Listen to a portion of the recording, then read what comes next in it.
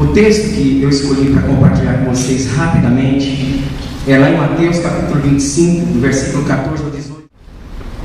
A lição básica que nós vemos aqui da parábola dos 10 talentos é a produtividade. Vamos chamar a produtividade a uma vida vitoriosa, uma vida de transformação, de caráter, ou de aquisição de virtudes nas nossas vidas.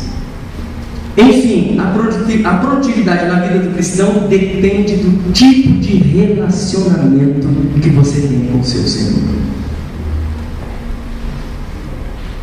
Os dois primeiros servos, eu vou me ater a esses 3 servos, porque o horário está avançado e eu não quero me estender muito, mas que vocês prestassem atenção aqui comigo.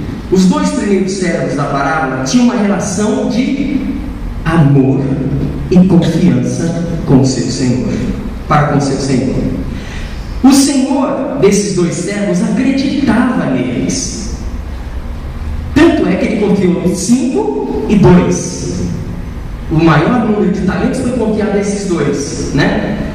O Senhor acreditava neles, e esses servos o amavam aquele Senhor, respeitavam, admiravam. Então, quando o Senhor foi embora, eles rapidamente trabalharam. Eles não comeram o pão da preguiça, eles trabalharam, correram, foram lá, negociaram, né?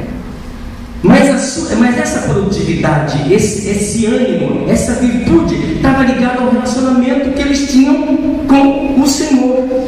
E quando o Senhor voltou, eles tinham o dobro como fruto do trabalho das suas mãos. Tudo que nós podemos fazer para o Senhor, nós devemos fazer para honrar a Deus. Mas a produtividade desses 2 servos estava ligada com o relacionamento de amor que tinha com aquele Senhor, com o seu Senhor.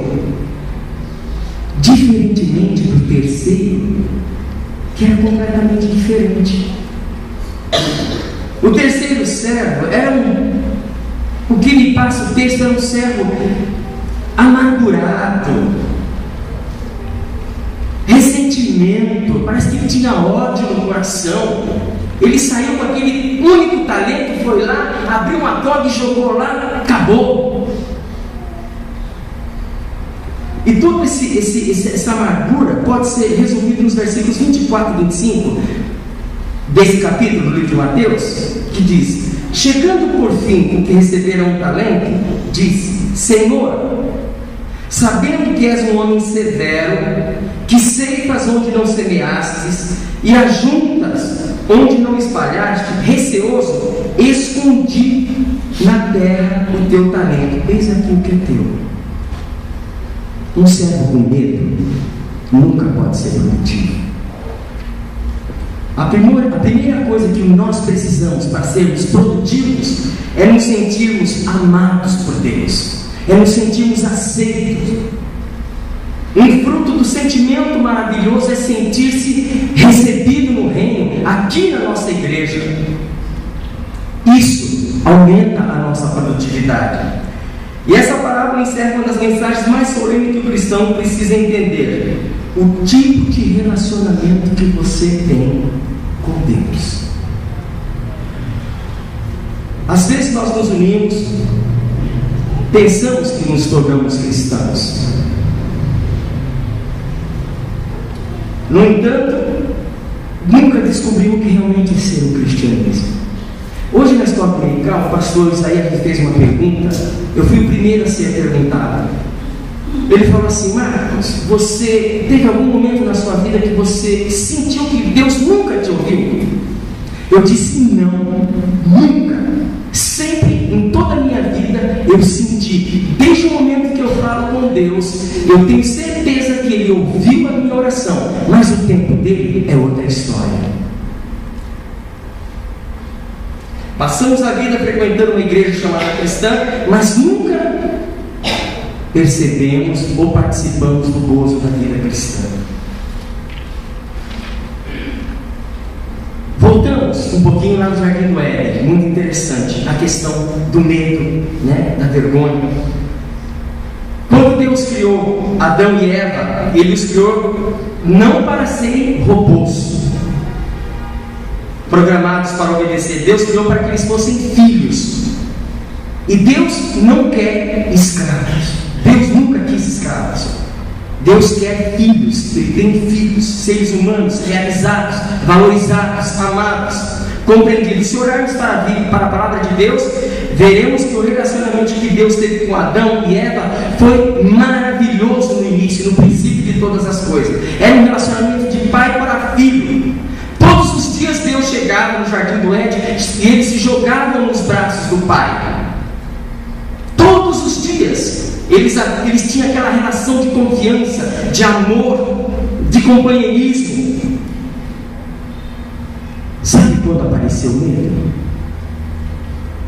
Quando o ser humano tentou fazer-se o Deus de sua própria vida.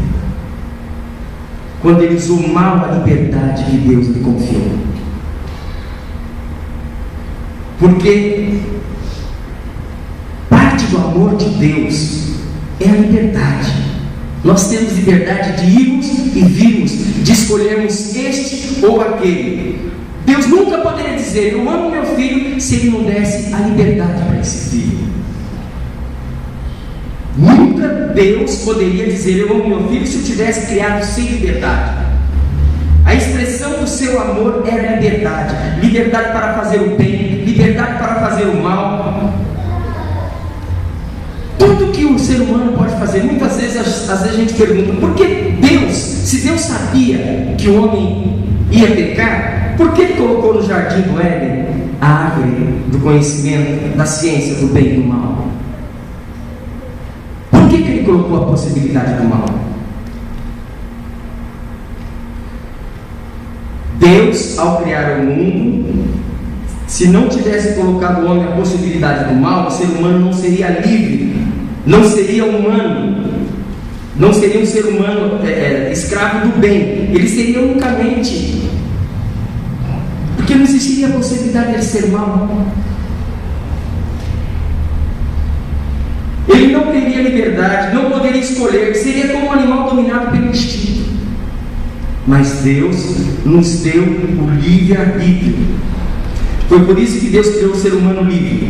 Mas quando ele usou mal a liberdade, o texto bíblico nos relata lá em Gênesis capítulo 3, versículo 8, que quando ouviram a voz do Senhor Deus que andava no jardim pela viração do dia, esconderam-se da presença do Senhor Deus, o homem e a sua mulher, por entre as árvores do jardim, porque eles estavam com medo, eles tinham pecado.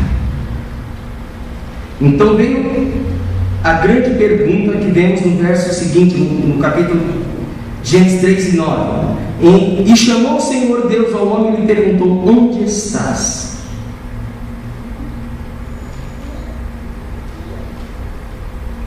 E aí vem a resposta, né? O homem escondido atrás da árvore, seminu, com vergonha, arruinado, quebrado, culpado, atormentado pela consciência, e disse: Senhor, tive medo e me escondi. Um cristianismo sadio, meus irmãos, não pode haver lugar para o medo.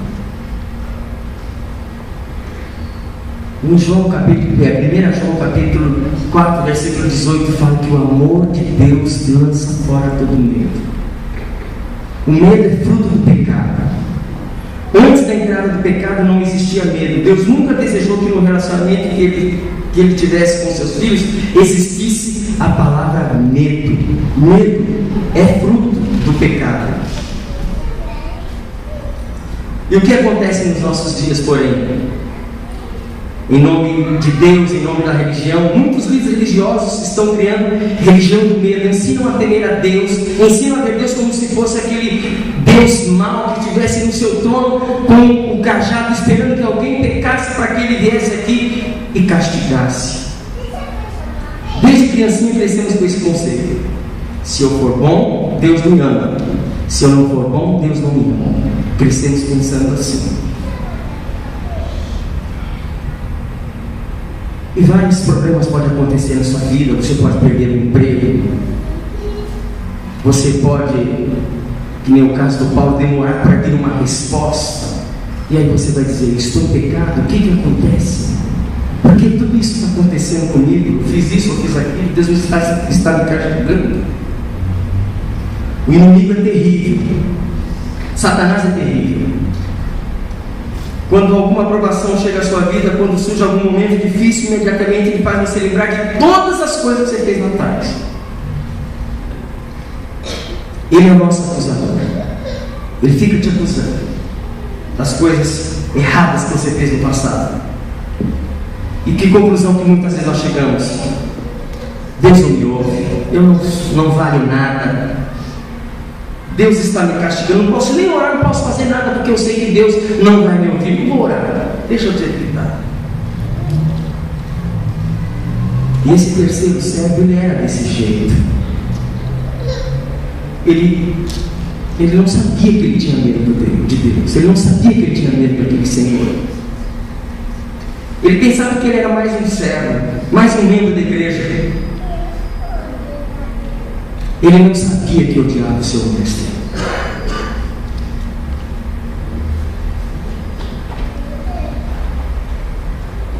Ele fez algumas acusações, né? No final, ele disse: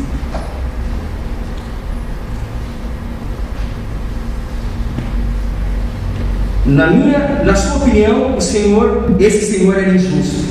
Por que era injusto? Porque ele colhia aonde não havia plantado, ele cobrava o que não havia semeado. Então o receoso escondido, mas está aqui para falar.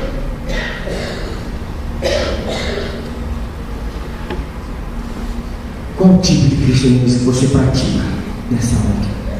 Essa é a minha pergunta para você. Você tem medo de Deus? Qual é o seu relacionamento com Deus? Você tem medo de Deus? Ou você é atraído pelo seu maravilhoso amor? Que tipo de cristianismo te ensinaram? Como você vê a sua vida hoje diante de Deus? Você está para os dois servos que negociaram, que fizeram a vontade do Pai porque amavam a Deus? Ou você era o terceiro servo? Aquele servo, ele comeu o pão da preguiça, né? Ele foi preguiçoso.